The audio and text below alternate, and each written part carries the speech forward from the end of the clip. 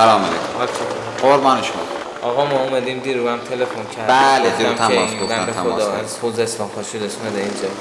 این میخواد ببینین تکلیف این جنس اولش آقا یه لحظه من خودم حالا خدمت آقا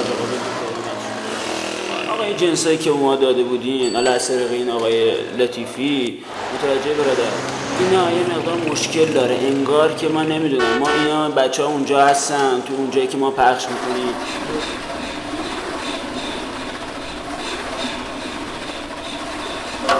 که اینا یه مارکی خوردن چیه مشکلش اینه که اینا عیز من گذاشتن امتحان کردن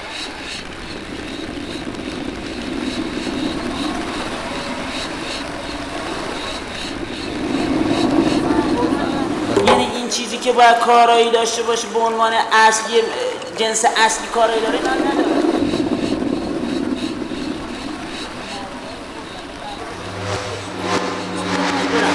کم نیست که یکی دوتا من بزنمش پشت ویترین بفروشمش. شما آقای من توفی هستم.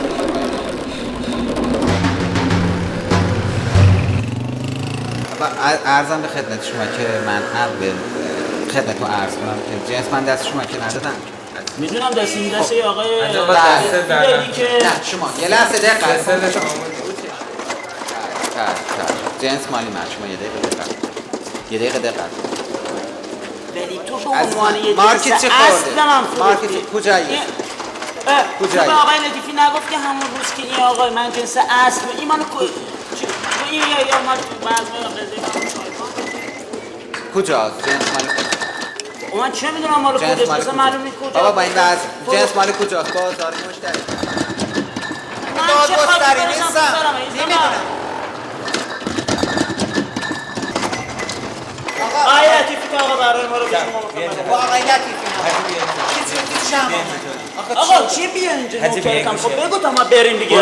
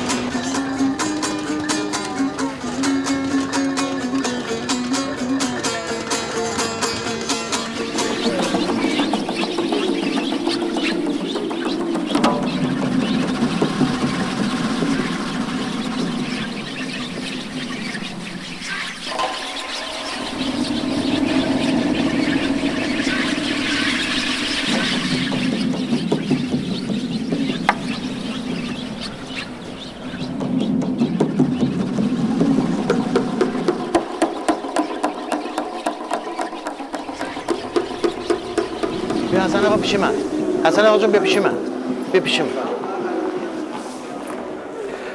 خب دیگه اوضاع بازار کار بد است خیلی بد است لنگالونگ سسی پلیس هزار نبود اسم میگم تو این سال اصلا خریدار ما ندیدیم تو اصفهان خریداری که بیاد بخره دا بیشینت کنده بزند مال بخره دا وقت برد ندیدیم تاجر ما ندیدیم بیاد خدا بده ولی چتم روسین سا همه مدل همه رقم ساچی بازار فعلا دستی هند چین است زب کاری کردم. بازار سنتی چیزی نیست مگر محلی که در آنجا عرضه و تقاضا شکل میگیرد. تقاضا یا مصرف کننده و به شکل عامش مشتری را دست کم نگیریم. همین مشتری است که با واسطه این بازاریان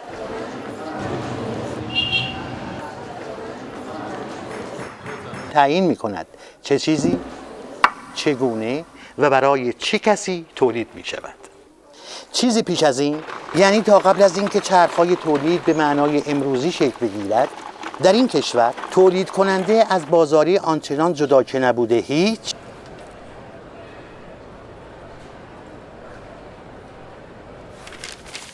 بلکه در بسیاری موارد این دو عنصر در کنار هم با مشتری در یک رو در رویی چهره به چهره قرار داشتند.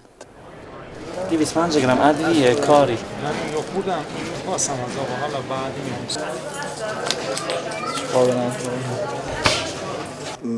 اون بافت سنتی که در ایران بود، تولید کنندگان در کنار فروشندگان یا در کنار تجار بودن، یا اصلا در بعضی موارد میبینیم که خود تولید کنندگان محصولشون هم میآوردن به نوعی میفروختن. بهداشتی هر مدل بخواین نوزادی. بله. نره دیگه نره ما جنس ما هر راضی است با تیکه صرف کنیم 1200 مگه هزاری نیست؟ هفتش 1200 چی این کارا می‌کنی؟ چه خبره؟ همین امر گرچه امروزه در نگاه نخست چیزی ابتدایی به نظر می آید، اما خودش به تنهایی ایجادگر یک فضای کم و بیش متوازن شده بوده است. یعنی مصرف کننده و تولید کننده و واسطه که بینشون بوده، همه اینها به همدیگه یک زنجیره را تشکیل میدادن و چون حس میکردن که منافعشون با هم مشترک هست، به این دلیل از همدیگه حمایت میکردن. حداقل یکی از حسن‌ها این که تولید کننده گاه به گاه به شکل دقیق با مصرف کننده در تماس و بعضی مواقع با تنها یک واسطه و در موارد بعیدتر با 2 یا 3 واسطه مشتری مصرف کننده کالای او بوده است و حداقل حسن این مورد اطلاع دقیق تولید کننده از نیاز تام مشتری است. مرده من لافه یادی نره. همین ارتباط چهره به چهره بین مشتری و بازاری یا همان بازاری تولید کننده در کنار پایبندی های مذهبی و عقبایی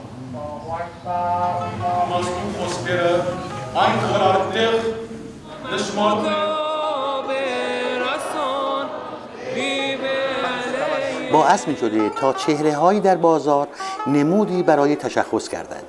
چهره هایی با صفت معتمد، اهل مدارا، با خدا و با انصاف و غیره. و همین سنگینی وجود این صفات باعث می شده که سیستم هایی مثل فروش نسیه بدون بهره توجه داشته باشیم. بدون بهره. در مورد بهره باید عرض کنم که در قدیم چون هم سیستم اقتصادی هم اجتماعی یه مقدار بسته تر از امروز بود، شاید نیازی نبود که مردم به بهره روی بیارن و یا تخفیف در موارد خاص، اما همیشگی و به طور کلی مدارا کردن آنچنان رایج شود که ما واقعا در بخش عمده‌ای از بازار قدیم به دریافت این نکته برسیم که برای بازاری به جز سود مادی انگار مسائل عمده دیگری وجودی برجسته یافته است. مسائلی حیثیتی به مانند عقبا، حلال بودن پول و برکت داشتنش و غیره. قبلا توی بازار 50 تا کاسب بودن، مشخص، سرشناس، حرام و حلال کن. خب اون شرایط و شیوه تولید و مصرف لازمش روابط انسانی خیلی نزدیک بود به هم دیگه. حالا مذهب هم سعی میکرد که تو این چرخه قرار بگیره و تایید میکرد اون نوع روابط. والحمد لله الذي لم يتخذ صاحبة ولا ولدا. و به همین دلیل هاست که ما حساب دفتری میبینیم. طویل. اگر در اون زمان یک تاجری باری رو در بندر عباس به یک کاروان میداد و مقداری از اون بار رو عرض کنم خدمت شما میفرستاد و کمی از هزینه حمل اون هم میداد و اون بار رو میفرستاد تا تهران فرض برسه، اولا اعتماد میکرد به اون فرد، این یکی بر حسب قول عمل کردن، و دوم اینکه این بار تا وقتی میرسید تهران، به بازار تهران میرسید، اگر 10 برابر میشد یا نصف میشد، اون بازاری به هیچ عنوانی اون حرفی که زده بود پس نمیگرفت. بر اساس حساب دفتری پیش رفتن و سبیل در گرو گذاشتن. و البته این دلیل بر این نیست که بازاری انسانی کنده از زمین و با نیازی کاملا متفاوت از انسان امروز بوده، بلکه این عرف به شکل یک سیستم در بازار سنتی به شکل و شمایل رسیده بوده است و به عبارتی همین قضیه است که به خودی خویش پدیدآور یک سیستم خود کنترل است میان مشتری و تولید کننده، یا همان تولید کننده بازاری و تولید کننده غیر فروشنده. اصلا همین مورد خود کنترل است که عدمی می شود بر وجود اغتشاش در بازار، اغتشاش هایی چون گران فروشی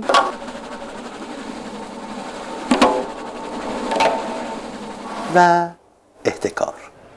ارگانایی هم که هستن اداراتی مثلا مثل مبارزه با گران فروشی، خب با شرایط خودشون عمل میکنن، زیاد نمیتونن اقدامی قانونی بکنن که یکی ها بگیرن سر این قیمت فروخته یا اون یکی بگیرن سر ارزون فروخته یا اون یکی بگیرن سر گرون فروخته. نمایندگی کاملی نداره که قیمت تو شهر ثابت باشه.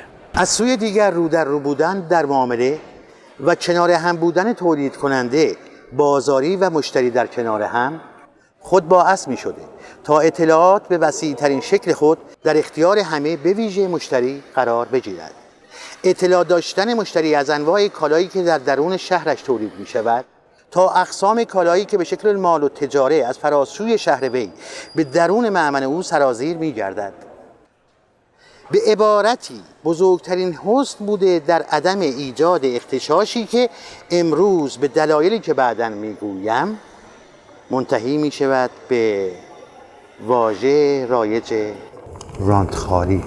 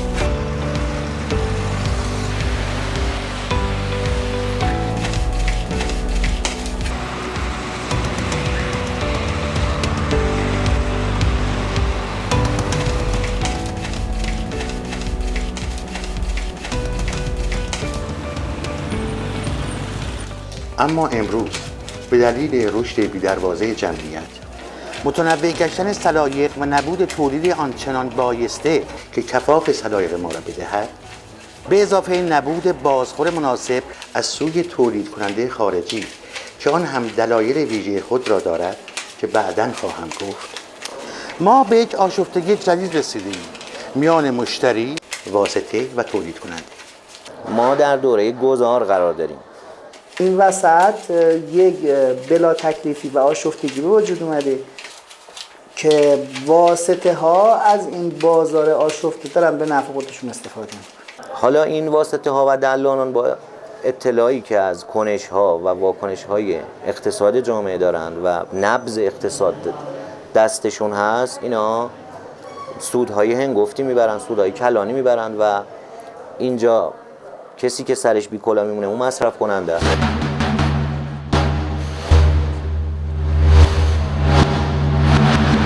با کم اطلاعی و بی اطلاعی از کالایی که میخواد بخره، بیشترین زیان نصیب مصرف کننده میشه. و اما بازخور نداریم به دلایلی چون سیاست بسته‌ای که در پیش گرفته ایم در جهت ورود کالاهای خارجی،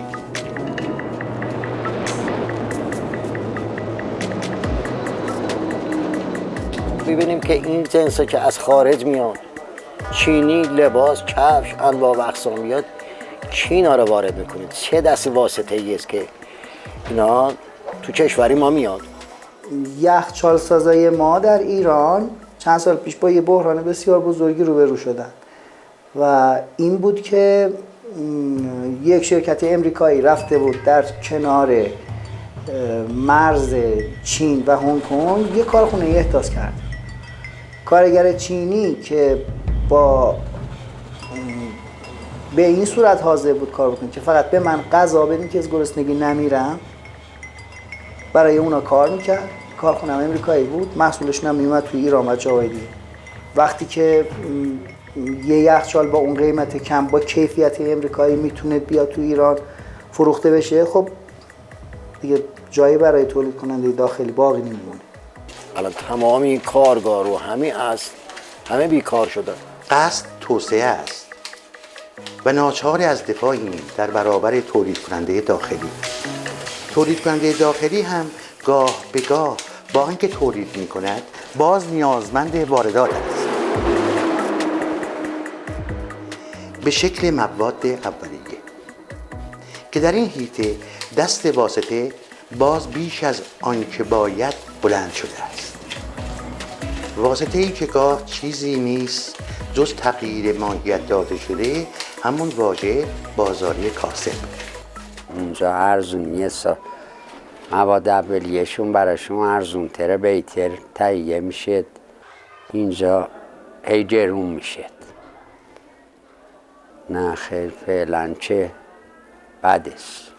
برای تولید ما نیاز به مواد اولیه داریم. خب تولید ما که دست واسطه، برای تهیه مواد اولیه هم باز متوسل میشیم به واسطه.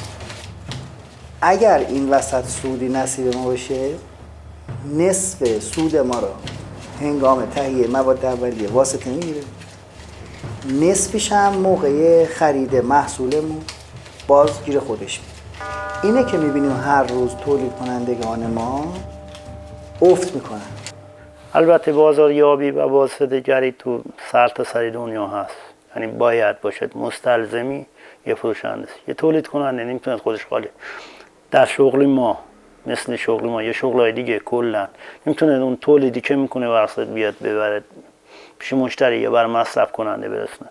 پس واسطه احتیاجه، ولی واسطه‌ای که رو قانون صحیح به واسطه‌گری کار بکنه. به عبارتی خروج تولید کننده همراه بازار از بازار سنتی به خارج از بازار در روند نوین شهرنشینی و دلالی که در درک تولید کننده عاجز است و مشتری متنوع سلیقه‌ای که با تمام گوناگون طلبیش توان خرید دوباره را ندارد. 8 تا نیم میخوان؟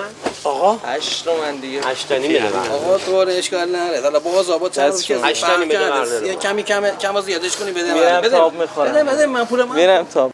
و تولید کننده ای که گاه به کیفیت محصولش اطمینان درخوری حداقل به لحاظ فرهنگ منشأ از مشتری ندارد. 300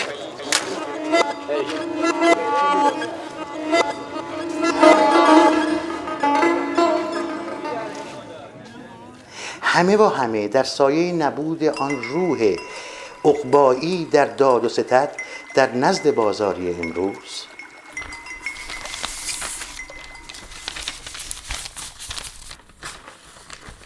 خود باعث این شده تا گاه این سه وجه تولید کننده، مصرف کننده و واسطه در نبود یک درک مناسب هر روز مال باخته تر از دیروز درمانده تر شود.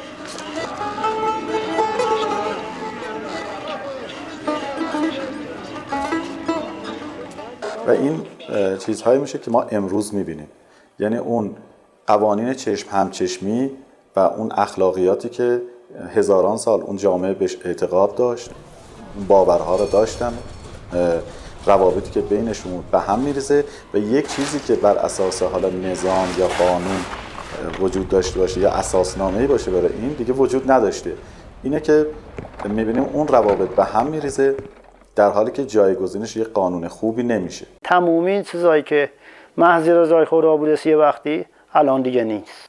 البته واسطه در پذیرا نبودن موقعیت دولت برای ایجاد یک سیاست منسجم اقتصادی به دلیل حفظ تولید کننده و ارتباط نچندان باز ما با غرب، به دلیل تحمل ناپذیر بودن شرایط روز غرب با ما، دستش در سوء استفاده با روابط بروز شده‌ای چون اینترنت، باز و گاه در قاچاق کالا بسیار تواناست.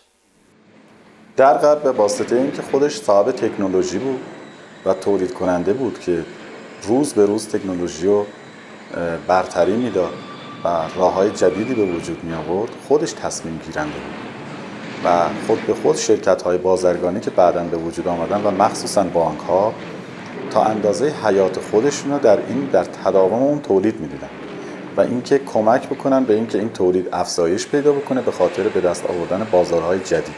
پس ناخودآگاه حمایت می‌کردن و سعی بر این می‌کردن که قدرت اونا رو نه اینکه کم بکنن بلکه روز به روز بیشتر بکنن. اما در کشورهای جهان سوم این معادله برعکس بود.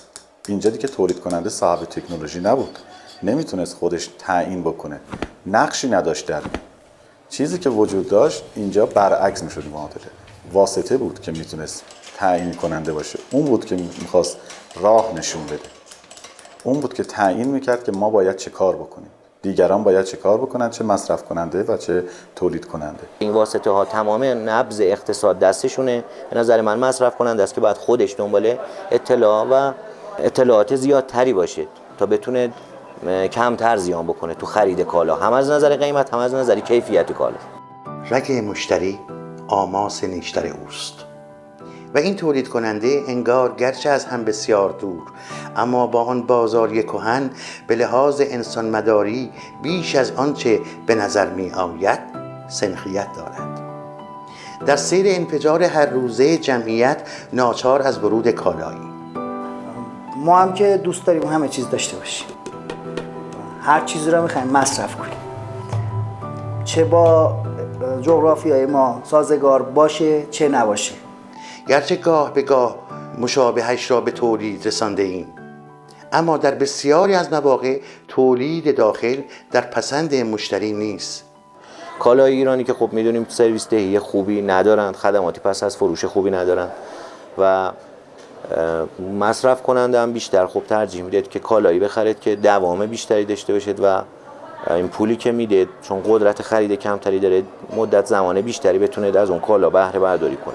از قرن 13 ما بگذریم میبینیم که تولید کننده به نسبت اگر بگیریم در ایران ضعیفتر شد و از اون سمت بازار یا واسطه یا حالا شرکت هایی که بعداً تکنوکرات هایی که اومدن و این وظیفه بازار رو به عهده گرفتن اونها قوی تر شدن.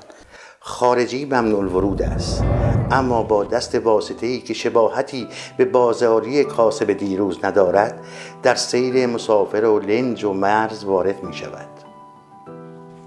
بدون ضمانت، گاه به گاه ایمن نیست. ممکنه که ما کالایی از غرب وارد کنیم یا از کشورهای دیگه از آسیای جنوبی شرقی وارد کنیم که اینها چند سال باشه، 2 سال، 3 سال، 5 سال باشید که باز از دور اقتصاد اون کشورها خارج شده و ما اونا کالایی بهتر و جدیدتری جایگزین کردن، ما تازه این کالاها رو وارد کشورمون میکنیم که ممکنه خدمات پس از فروش خوبی هم نداشته باشیم.